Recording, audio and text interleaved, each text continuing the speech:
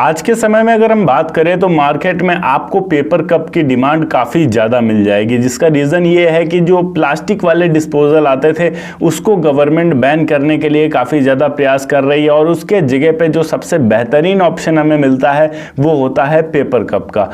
ये बेसिकली छोटे छोटे से पेपर्स के ग्लास होते हैं जो आपको आज के समय में होटलों में, ढाबों में और रेस्टोरेंट्स में काफ़ी ज़्यादा यूज़ होते हुए मिल जाएंगे। इसी के साथ में शादी पार्टी वगैरह में भी इसका यूज़ काफ़ी ज़्यादा बड़े पैमाने पर किया जाता है, तो इसका मार्केट काफ़ी ज़्यादा विकसित है। अगर आप इस फील्ड में बिजनेस शुरू करना चाहते हैं, अगर आप पेपर कप की मैन्युफैक्चरिंग शुरू करना चाहते हैं तो ये वीडियो सिर्फ और सिर्फ आपके लिए, तो इस वीडियो को अंत तक ज़रूर देखिएगा। हेलो एंड वेलकम फ्रेंड्स, मेरा नाम है अनूप सिंह और आप देख रहे हैं आपका अपना यूट्यूब चैनल। इसी तरीके से और भी एजुकेशन से रिलेटेड वीडियोस को देखने के लिए इस चैनल को भी सब्सक्राइब करें और हाँ, साथ में आने वाले बेल आइकन को भी प्रेस कर दें ताकि आप किसी भी लेटेस्ट वीडियो की लेटेस्ट अपडेट मिस ना कर सके। So let's get started. इस बिजनेस को शुरू करने के लिए सबसे इंपॉर्टेंट चीज है कि आप अपनी मार्केट रिसर्च करिए। आप अपने आसपास के एरिया में पता करिए कि कितनी ज़्यादा डिमांड है। वैसे तो चाहे रूरल एरिया हो या फिर आप किसी बड़े शहरी क्षेत्र में रहते हो या फिर आप किसी मेट्रो सिटी में रहते हो, हर जगह पे पेपर कप की डिमांड काफ़ी ज़्यादा है क्योंकि प्लास्टिक वाले डिस्पोजल्स को काफ़ी ज़्यादा बंद किया जा रहा है आज के समय में। तो किसी भी एरिया में इसकी डिमांड काफ़ी ज़्यादा है, बट फिर भी आपको मार्केट रिसर्च करना बहुत ज़्यादा ज़रूरी है कि वहाँ पर जो पेपर कप है वो कहाँ से आ रहा है, आपके एरिया में आपको कितनी कंपटीशन मिलने वाली है, कितने लोग ऑलरेडी ऐसे हैं जो इस बिज़नेस को कर रहे हैं या फिर हैं भी कि नहीं है जो इस बिज़नेस को करते हैं। ये सारी चीज़ें आपको पता करनी पड़ेंगी ताकि आपका जो काम है वो थोड़ा सा आसान हो सके। जब आपकी मार्केट रिसर्च कंप्लीट हो जाती है उसके बाद जो अगला कदम आपको उठाना है वो ये है कि आपको अपने बिजनेस का एक प्लान बनाना पड़ेगा। अब बिजनेस प्लान से हमें क्या फायदा होने वाला है, तो सबसे पहला तो अगर आप बिजनेस प्लान बनाएंगे तो उसमें आप अपना एक इन्वेस्टमेंट जो करने वाले हैं उसका एक कैलकुलेशन निकाल पाएंगे कि इतना पैसा मेरा इन्वेस्ट होगा। दूसरा फायदा यहाँ पर कि आप फ्यूचर के बारे में सोच पाएंगे कि इस बिजनेस को अगर मैं करता हूं तो फ्यूचर में इसका कितना स्कोप मुझे मिलेगा, किस तरीके से इस बिजनेस को फ्यूचर में मैं ग्रो करने वाला हूं। इसी के अलावा अगर आपके पास आपका बिजनेस प्लान बना हुआ होगा एक नोटबुक के ऊपर, तो आपको अगर इस बिजनेस के लिए कहीं से लोन लेने की भी जरूरत पड़ती है तो आप बैंक वगैरह में जाकर इस प्लान को डिटेल में समझा सकते हैं, जिससे आपको लोन वगैरह भी आसानी से मिल सकता है। अभी अगली चीज की बात करते हैं कि यहाँ पर अगर आपने एक बिजनेस प्लान बना लिया है तो आपको ऐसे में ये कंफर्म तो हो गया है कि अब आपका इसमें इन्वेस्टमेंट कितना लगने वाला है, पर अब आपको वो इन्वेस्टमेंट का अमाउंट एकत्र करना है। मतलब आप जो पैसा इन्वेस्ट करने वाले हैं क्या वो आपके पास पहले से मौजूद है। अगर नहीं मौजूद है तो आप अपने किसी रिश्तेदार से या फिर किसी जानने वाले से लोन ले सकते हैं, या फिर इसके अलावा आपके पास दूसरा ऑप्शन आता है कि आप बैंक से लोन ले सकते हैं, मुद्रा योजना के तहत लोन ले सकते हैं, या फिर लोन लेने से पहले आपको ये कंफर्म कर लेना होगा कि क्या सब्सिडी दे रही है गवर्नमेंट। बेसिकली क्या होता है कि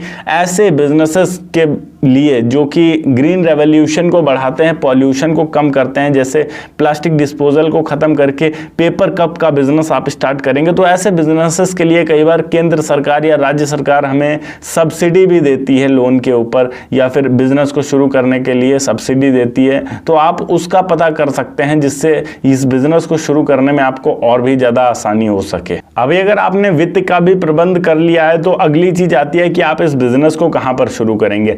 वैसे मैंने पहले भी बताया कि ये एक ऐसा बिजनेस है जिसकी डिमांड रूरल एरिया और जो शहरी क्षेत्र होता है उन दोनों जगहों पर होती है, बट फिर भी यहाँ पर आपके पास अगर हम इस बिजनेस के लिए एक एरिया की बात करें तो ये एक छोटी सी मशीन होगी जिसे आप 10 बाई 10 के रूम में भी फिक्स कर सकते हैं और वहां पर भी इस बिजनेस को शुरू कर सकते हैं।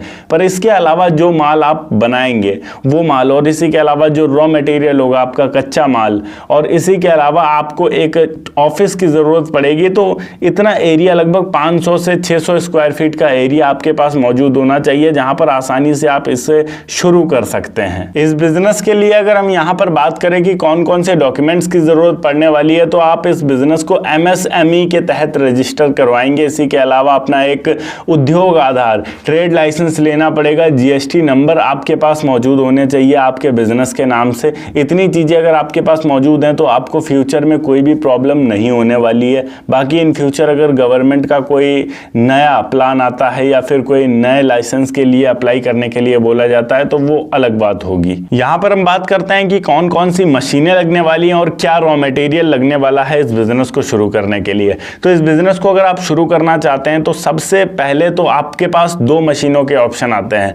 पहला होता है कि सेमी ऑटोमेटिक मशीन और दूसरा होता है फुल्ली ऑटोमेटिक मशीन। यहाँ पर हम फुल्ली ऑटोमेटिक मशीन की बात करने वाले हैं। आपको लेना है एक paper cup making automatic machine और इसी के अलावा यहाँ पर डिफरेंट टाइप्स के आपको मोल्ड्स लेने की ज़रूरत पड़ेगी, सांचे, जिससे कि आप अलग अलग साइज के जो पेपर कप्स होते हैं उनको बना सकें।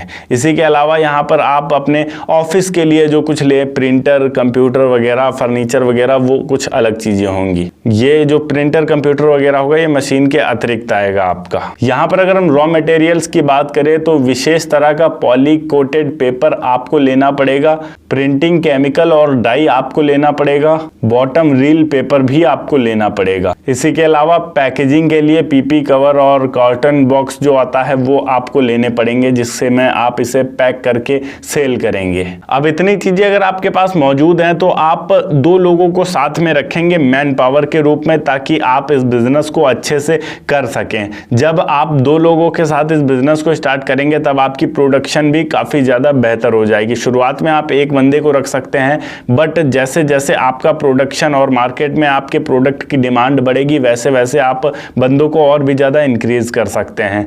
जब आप ये माल बनाएंगे उसके बाद आपको सेल कहाँ करना होगा, तो सेल करने के लिए आपको मार्केट टारगेट करना पड़ेगा। अपने आसपास के जितने भी होटल्स वाले हैं, जितने भी चाय की दुकानें हैं, शॉप ओनर्स हैं, जो लोग पेपर कप बेचते हैं, उन लोगों से आपको बात करनी पड़ेगी और उन लोगों के शॉप तक अपने प्रोडक्ट को पहुंचाना होगा। बोलना होगा कि मैं इसी एरिया का रहने वाला हूं और यहीं पर पेपर कप बनाता हूं, आप मेरे पेपर कप को मार्केट में सप्लाई करके देखिए। एक बार अगर आपके पेपर कप से अच्छा रिस्पॉन्स आता है तो वो हर बार आपसे ही खरीदेंगे और ऐसे आपकी मार्केट बनेगी। एक बार अगर आपकी मार्केट बन जाती है फिर जो डिमांड है वो आपके पास हमेशा आती रहेगी और आप माल सप्लाई करते रहेंगे लगातार। इसमें टोटल इन्वेस्टमेंट की बात करें हमारे कितना होने वाला है, तो मशीन आपकी 5 से 6 लाख रुपए तक स्टार्टिंग होती है और बाकी जितनी ज़्यादा हैवी ड्यूटी वाली, जितनी ज़्यादा क्षमता वाली आप मशीन खरीदेंगे उतनी महंगे तक 15-20 लाख तक भी आपको मिलती है। बट इस बिज़नेस को शुरू करने के लिए टोटल इन्वेस्टमेंट की अगर हम बात करें तो 6 से 7 लाख रुपए आपका लगने वाला है और इसमें अगर हम अर्निंग की बात करें तो आप 1 लाख रुपए तक आसानी से कमा सकते हैं अगर आपकी मार्केट